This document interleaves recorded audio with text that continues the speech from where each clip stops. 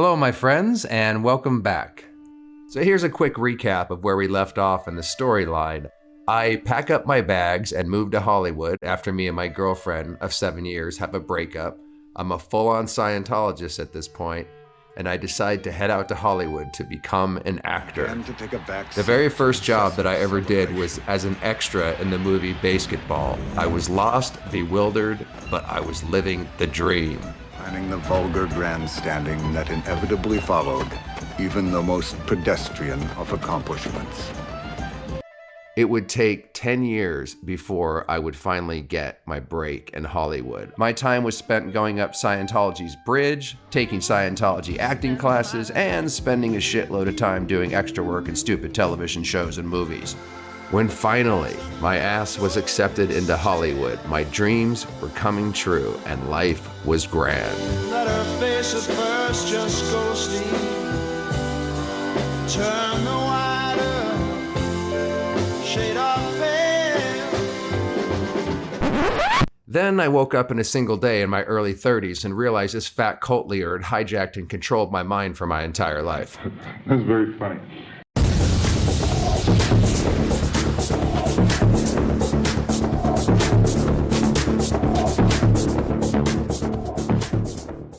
Hello, my friends. Welcome back. I hope you're doing well out there. Let's talk Scientology celebrities, Scientology acting schools, and my experience therein in this video. This is episode 4 of season 2, and it's called Famous Phonies. And if you're new to this channel or you happen to stumble across this video, I would recommend to check out the last video in season 1, which was called Scientollywood, and that'll give you a crash course and bring you up to speed on what we're covering in the second season. And if you're following along, you'll know right where we're at in the storyline, so let's fucking get into it, shall we? I'm going to talk about what it was like being in one of the 2 Scientology schools they had out here in Los Angeles. Not anymore because it's changed. But they had 2 classes that you would go to if you were a Scientologist. That doesn't mean every Scientologist actor or aspiring actor went to these 2 classes, but they were the most popular ones for Scientologists to get involved with. The number 1 class that people would get involved in was called the Beverly Hills Playhouse, and that was run by a man named Milton Casales, who is not with us anymore. And there's a whole storyline behind his whole scene, which we're going to cover in another video. So when I first started acting, I spent a couple years in at the Beverly Hills Playhouse, and at this point, I still thought that acting was about trying to kind of be famous. I was trying to figure out ways to break into the business, which we discussed before, by taking casting director workshops, and I was just trying to figure out how to get a foot in the door like everybody else.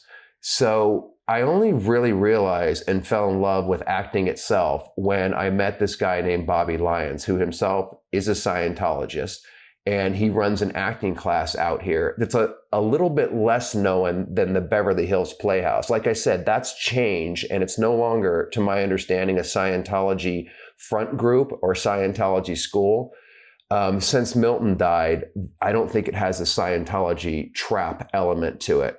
Bobby Lyons is a Scientologist, and we're going to talk about him today, as well as the friends that I had and the actor friends that I met. And the purpose of this isn't to talk shit about, certain celebrities or certain friends or even Scientologists. It's simply to get inside the head of what it's like being a Scientologist, to provide more information on what that headspace is like. And hopefully not to condemn these people, but to bring information as to how you too could fall into a cult, possibly without even knowing it. I mean, I mentioned in one of the other videos that I would be the last person in the world, I promise, that would ever join a cult, a group, anything. I hate groups in general.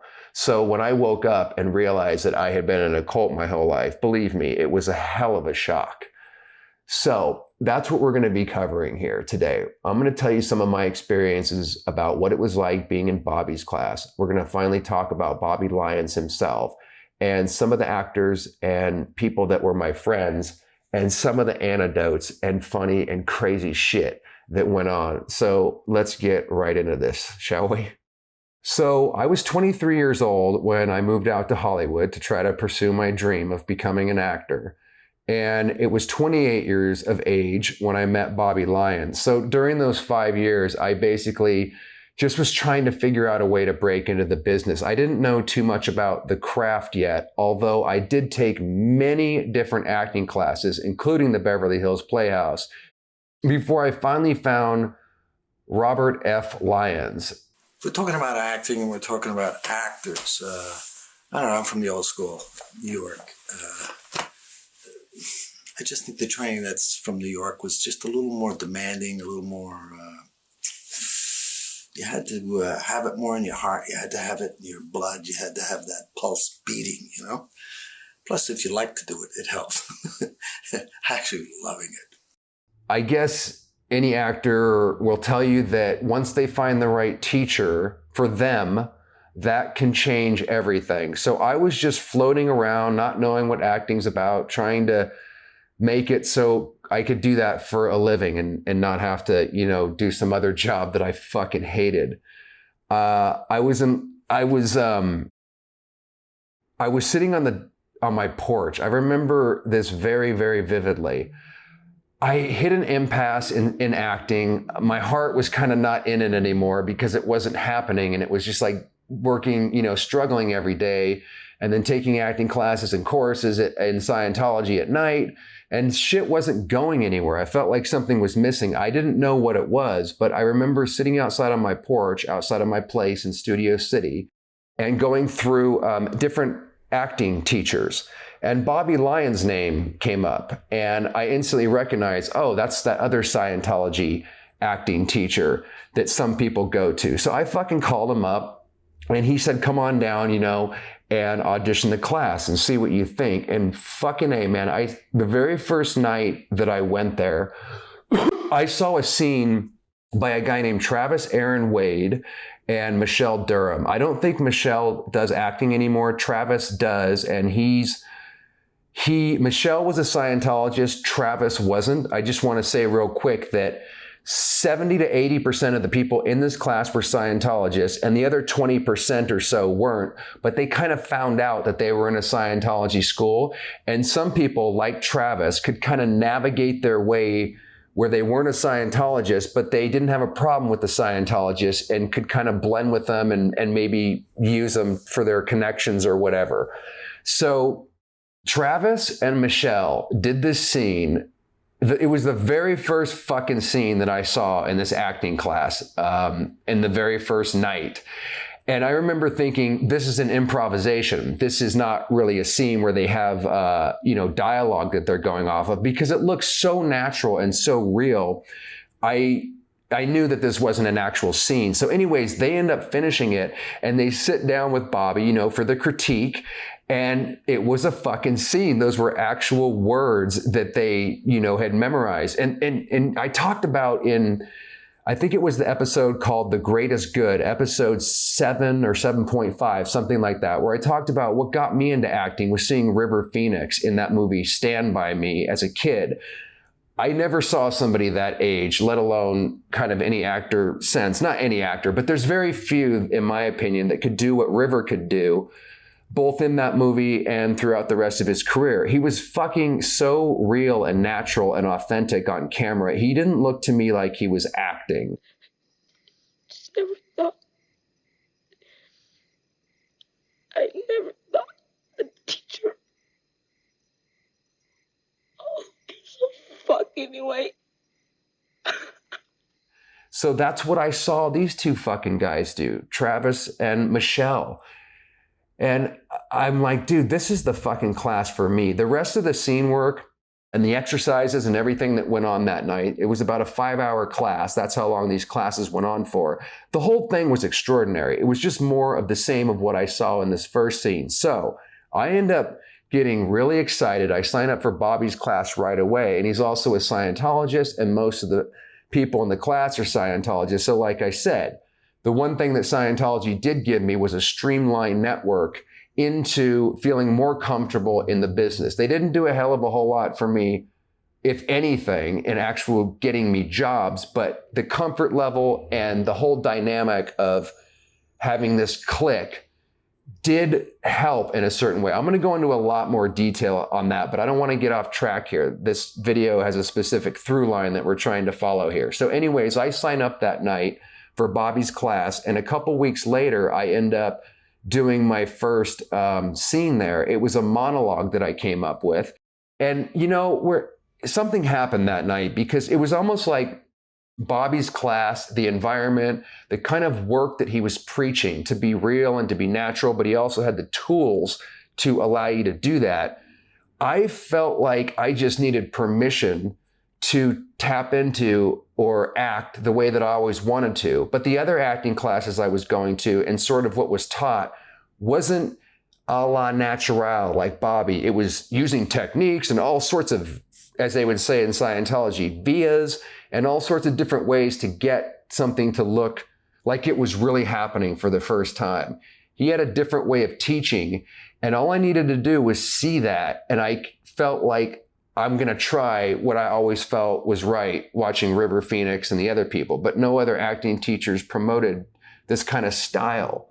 So I did really well on the very first monologue. Bobby was impressed, and I ended up having a very close relationship with him as the years progressed. Me and him were on the same page. I loved his New York acting style. And ultimately, as I talked about in the video Scientollywood, he was the one that encouraged me and my best friend, Nick Lashaway, who has since passed away, to go audition for the Actors Studio. Unbeknownst to him, he actually helped me get out of Scientology, because he got me out of his class and away from all the Scientologists and into meeting Martin Landau at the Actors Studio. And he was going to help me massively when this whole thing started to unravel. In 1998, at the ripe old age of 10, Nick Lashaway was cast in The X-Files as a young Fox Mulder.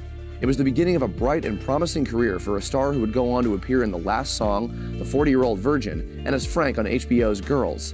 Lashaway seemed poised for a long career as a character actor, but tragically, he was killed in a car accident on May 8, 2016, prompting Girls creator Lena Dunham to post a heartfelt tribute on Instagram, expressing her gratitude for his gifts. He was only 28 years old. So Bobby Lyons, in addition to teaching these classes, in addition to doing all the acting work that he did, I think he's done over 100 plus television shows and movies. He would also, and was well known for giving famous actors private sessions, teaching them how to better perform their role that they were going to do in a movie or a television show. This was everyone from Heather Locklear, who was not a Scientologist, to Juliette Lewis, who is a Scientologist. So there's many people that I met, and I can't possibly cover all that in one video. We'll cover more of this as we go, but one of the people that I met in Bobby Lyons' class, which I really like and I really miss, was a guy named Jason Doring, and he would be best known to people for playing the role of Logan Eccles on Veronica Mars. A long time ago, we used to be friends, but I haven't thought of you lately at all. Come on now, sugar. I became friends with Jason after a few years of being in Bobby's class, and I remember being impressed by the fact that he was an operating Thetan. I mentioned in one of the other videos how, unlike the Beverly Hills Playhouse, Bobby's class in particular had a lot of operating Thetans, meaning people that were Scientologists that were at the higher levels or confidential levels of the Scientology bridge. And that was intimidating to me, because when I got into Bobby's class, I was still at grade 4. And then as I hung around these other people, I got more and more motivated myself to get up that bridge. And also, I mentioned earlier, I thought that going up that bridge towards spiritual freedom would help me massively, not just in my regular everyday life, but in acting too. It would help me, get a foot in the door. That was totally delusional, but that's what I thought. So I was motivated hanging around Jason and these other operating Thetans that were in the class, and Bobby himself was on OT7, Real quick on that, by the way, OT7 is the second to the highest level that you can get to. And Bobby might be setting a record as to the person who's been on that level the longest, because that one can take people a freaking decade to actually finish. And when I knew him, he had been on it for fucking 10 years. He's probably fucking still on that level every day trying to remove these imaginary beings from his body. It's so crazy. Jason himself was one of the youngest people in his early 20s to get on to OT7. So I remember I'd hang out at his house, we'd be practicing exercises or practicing a scene or whatever, and then he would excuse himself for about 30 minutes while he went into a locked room, grabbed the e-meter and telepathically removed some beings from his body, and then came back out. I was only at OT3 at this time that he was on OT7, so I had no idea what special level he was at. And you can't talk about these levels. So Jason could never tell me, what was on those levels. He'd just be like, dude, yeah, dude, it's awesome. You got to do it, as soon as you can, Doug. All Scientologists are always trying to push themselves up this bridge. Anyways, here's how it works in Scientology, okay? Jason Doering is a second-generation Scientologist, which means he was born into a very, very Scientology family. And like mine, even though I didn't get into it till I was 9 years old, I still, I guess, would be considered second generation because it's pretty much all I knew and was indoctrinated with and around when I was growing up. So there's a lot of rich people in Scientology. It's basically, one way of putting it is it's a rich man's cult. So Jason's family was well off. My family became well off when they got into Scientology. I'll explain more about why that is as we go along. And there's a very kind of arrogant, snobby, friendship is conditional, love is conditional. And this all has to do with the Scientology indoctrination. The cult and the secret society comes first and foremost before everything else, including listening to government, listening to authority, or any other thing. I'm not saying I'm for government or authority. I'm just saying that you have to understand that these secret societies, the Freemasons and all the other ones as well, not just Scientology, their allegiance is to the cult first and foremost, and everything else goes second. So I thought me and Jason were friends. I really liked the guy. I still like him, but he definitely wouldn't like me. He would know I'm a suppressive person. And I wouldn't really want to hang around any Scientologists anymore, to be honest with you, because the friendship was conditional. I remember he introduced me once, dude, when he was opening the car door and we were going to go on a trip somewhere. And rather than say my name to this new person I was meeting, he listed off my statistics. He's OT3, class 2 auditor, et cetera, et cetera. And then he said my name, meaning I had to have the correct status in the church. And I had to have my ethics in order to kind of hang around him or be invited to, his house. And it was all very frickin' snobby. I don't think he knew he was doing that. He wasn't a bad guy. It's just he was first and foremost a Scientologist, and your ethics and your case level, how high you were up on the bridge, needed to be in there before you could really be invited to be his close friend or whatever. Me and Nick used to snicker about this shit too, by the way, because it was always me and Nick. We were kind of the rebels in Scientology. He actually contributed to helping me get out of it subconsciously before I really got out of it. I love that motherfucker. And we sometimes would snicker about Jason because he was a very by-the-book Scientologist. He worked his ass off at the acting craft.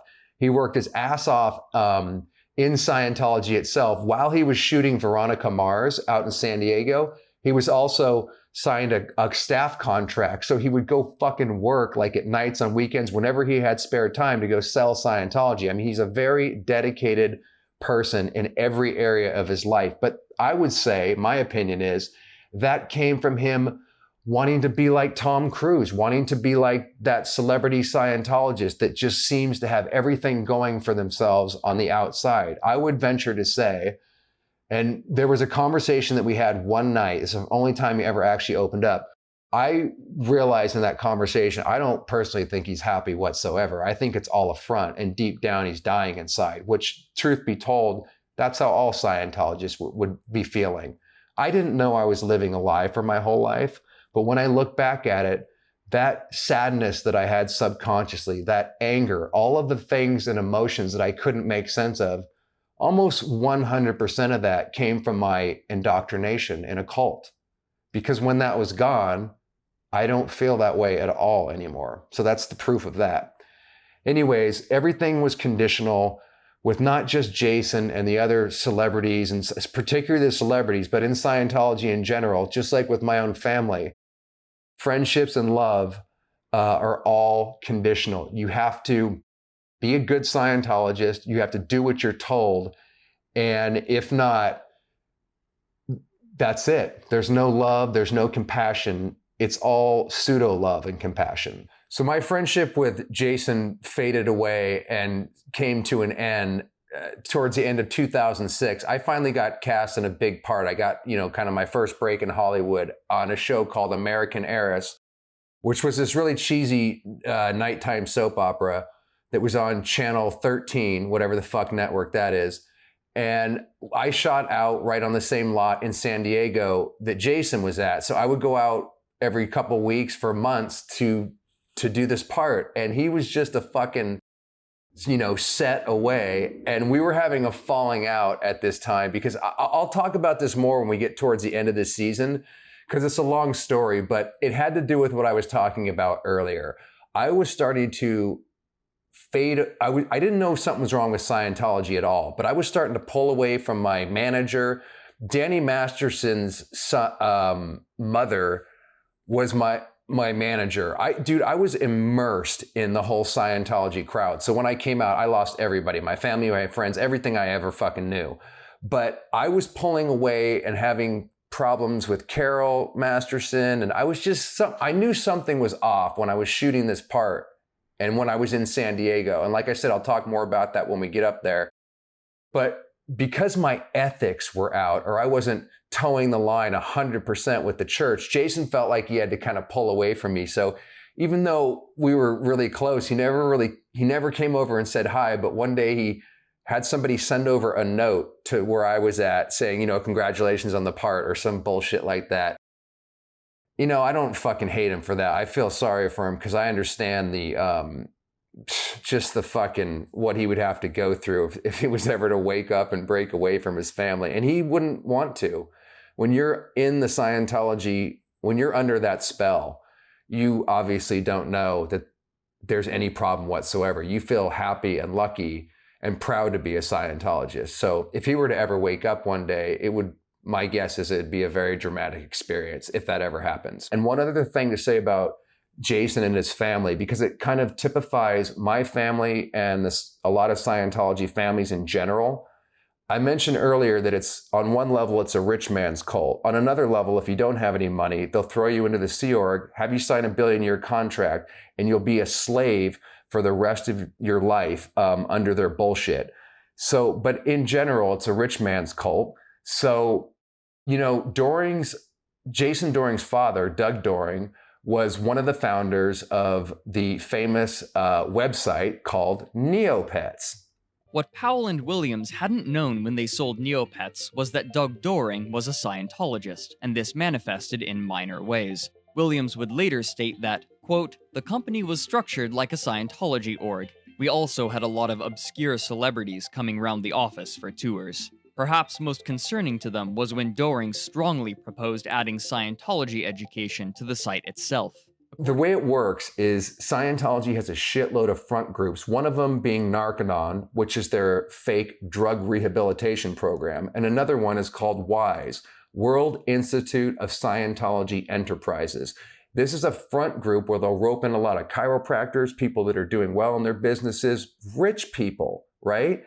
And if you're a Scientologist, you'll run your company according to WISE policy. In other words, you pay WISE 10% of your earnings to be able to use LRH technology to form your business around, to create what they call an org board. To every Scientologist at a certain level wants to run their business according to L. Ron Hubbard technology. And if you have people in your business that are not Scientologists, it fucking creates a rift. And that's what this whole Neopets thing is about. There's a whole story behind that as to the conflict that it created with the Scientologist, Doug Doring, versus, you know, the people, the average humans that are simply not privy to the beauty of L. Ron Hubbard technology yet. Okay, my friends, that's going to be it for this episode. Unfortunately, there's a lot more stuff that I wanted to get to, but we're going to pick up the storyline right from where we left off here. And on the technical training films where we break down Scientology, the next one we're going to do is going to be picking up more in depth the trance state and some of the tricks that Scientology uses that we covered in the last video, which was called Mission Control. So I think you guys are really going to like this one because we talked about in episode, I don't know what fucking number it is, but it's called Pump Up the Volume. I gave you the background of my family and how this cult and secret society shit runs in my family. We're going to talk more in depth about that. And we're going to go more in depth about the trance state. And I'm going to leave you with this clip from Keith Raniere of the NXIVM cult. Keith stole so much of his cult from Scientology, and we're going to incorporate some of that into the next video too. I don't want to give too much away, but I think you guys are going to like that. And also I'm going to be interviewing an ex-Scientologist this next week, and he's a third generation, and he has a very deep family history in the L. Ron Hubbard cult. I think you're going to find his story fascinating, plus some other stuff coming up. So if you want to be up to date on what's going on over here, please do subscribe. You'll be notified of the crap that comes up when it comes out. And in the meantime, as always, my friends, stay safe, stay well, and try to stay sane. I'll see you on the next one. One individual claims that Keith Raniere was a master hypnotist. Keith was very expert at subliminal suggestion, hypnosis, and very, very subtle techniques about psychology, indoctrination, influence, religion, and I think he really perfected this method. I'm going to have you do something with your left hand, your right hand, and then I'm going to ask you to do the hard thing. I do this, it's with a twisted sense of pleasure. What you really got as a student was something far different than what was promised. What the classes were nothing more than a super sophisticated hypnotic induction program, and the secret suggestion was follow Keith Raniere.